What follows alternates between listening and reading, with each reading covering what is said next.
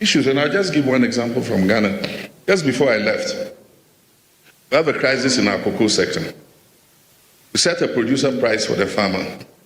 At the time we set the price of cocoa on the international market was 7,200. And we have a policy in Ghana where we give the farmer 70% of the world market price. The other 30% is used for administration, to supply fertilizers to the farmers, to provide scholarships for their children and all that kind of thing. The CD's value was 11.5 CDs to $1. After we set the producer price, the world market price has declined to 4,200. The CD has appreciated in value to 10.7 to the dollar. And so suddenly it means that for every ton you buy at the producer price, you have a gap. And so we'll be losing. And so we held a crisis meeting and we took decisions. And one of the major problems is that to buy cocoa from our own farmers, we rely on funding from outside. And you know what the collateral for the funding is, our own cocoa beans.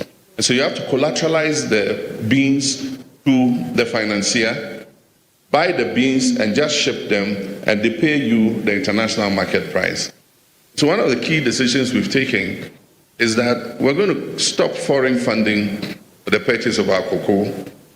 We are going to raise domestic bonds. We have enough CDs in Ghana to pay for our cocoa. We're going to raise domestic bonds, buy our own cocoa. We don't need to collateralize the beans. I know the interesting part. We have the capacity to process 400,000 tons of those beans, processing capacity in Ghana. But because the beans are collateralized, we cannot even allocate those beans to the local processors. We have to ship all the beans outside. Now, if we buy the beans ourselves, we can take 400,000 tons out of the beans and give to our local processors to add value. That is what the Accra research is about. I say by 2030, there are not going to be any raw mineral ores leaving Ghana. You're not going to ship manganese ores out of Ghana raw.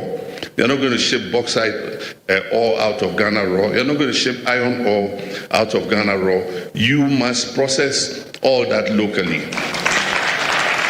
That is the only way we can provide opportunities for our young people. Our young people are not as patient as our generation. They want to see that progress and prosperity today.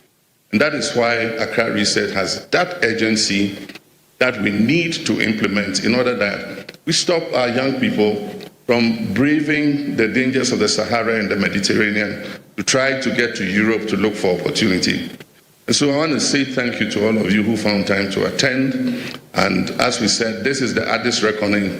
From Addis, we must stop the talking and we must start implementing. Thank you very much. I think Mr. President deserves a louder round of applause.